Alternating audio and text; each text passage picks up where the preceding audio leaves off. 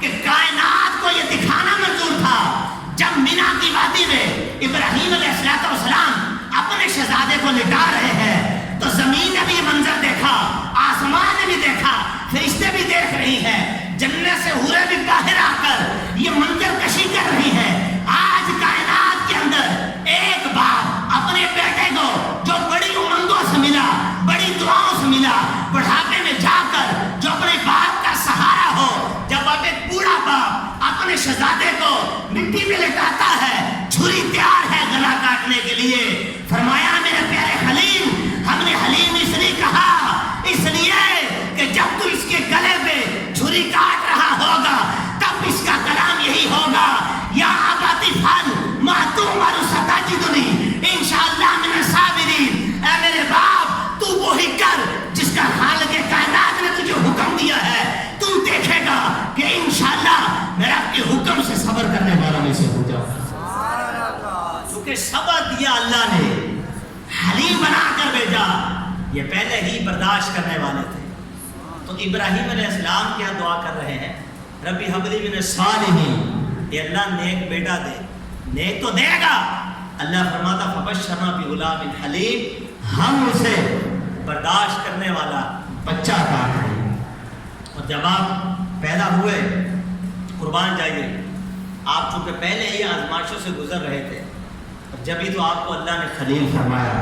اور کسی کو خلیل نہیں فرمایا۔ اور جب وہ بچہ پیدا ہوا تو حکم ہوا ابراہیم آپ اس بچے کو اٹھا، اس کی والدہ کو لے اور شہر سے دور چلا جا، ایسی وادی میں چلا جا جہاں نہ کوئی انسان ہو،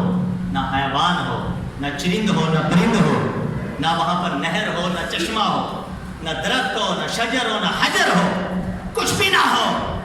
ایسی جگہ لے جا جہاں نہ کوئی شہر ہو، نہ کوئی وادی ہو، نہ لوگ ہو، نہ وہاں کوئی آبادی ہو۔ آپ شہزادے کو اٹھایا،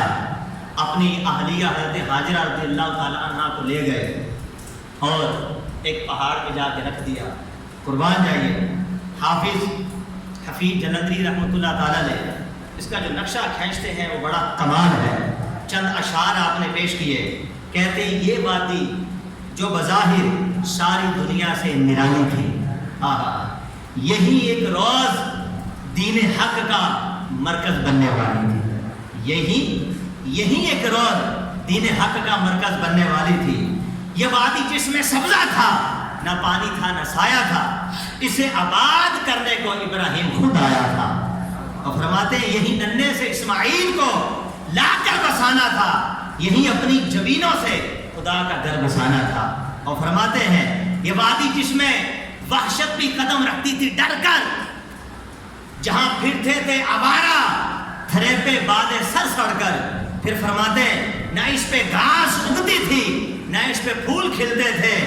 مگر اس سرزمین سے آسمان تک آسمان ایک دوسرے سے ملتے تھے، آسمان جھکتے تھے، ایک دوسرے سے ملتے تھے، کیونکہ وہ وادی ہی ایسی تھی کہ جس کو ابراہیم علیہ السلام نے بسانا تھا۔ جبھی تو اسماعیل علیہ السلام کا یہی بنانا تھا۔ قربان جائیے، ہوا کیا، سر خم تسلیم کیا، جو مزاج یار میں آئے، اور شہزادے کو چھوڑ کر جب جانے لگے، حضرت ہاجرہ رضی اللہ تعالیٰ نے آپ کا دامن پکڑ لیا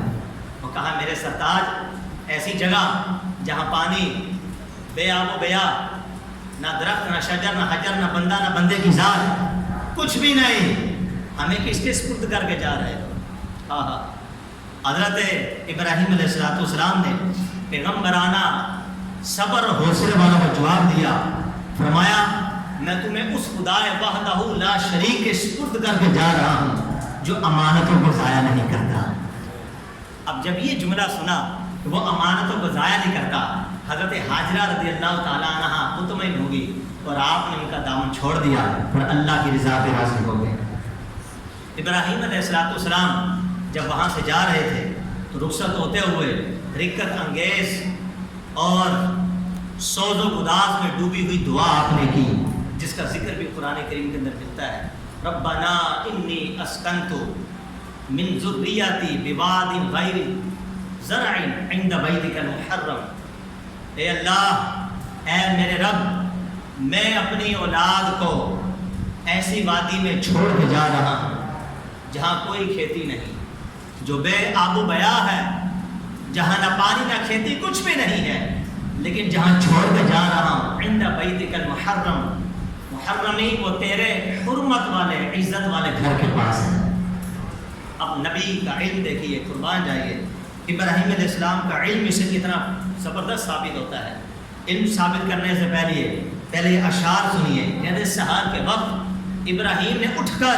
دعا مانگی، سکون قلب مانگا، خوئے تسلیم و رضا مانگی۔ اے مالک، عمل کو تابع ارشاد کرتا ہوں، میں بیوی اور بچے یہی آباد کرتا ہوں۔ اور پھر کہا اسی سنسان وادی میں انہیں روزی کا سما کر دے، اسی بے برق و سمانی کو شان صد بہارا دے۔ الہی نسل اسماعیل بڑھ کر قوم ہو جائے، یہ قوم ایک روز پابند صوم و صلات ہو جائے۔ بشارت تیری سچی ہے، تیرا وعدہ بھی سچا ہے، بس اب تو ہی محافظ ہے، یہ بیوی ہے، یہ بچہ ہے۔ دعا کر کے جواب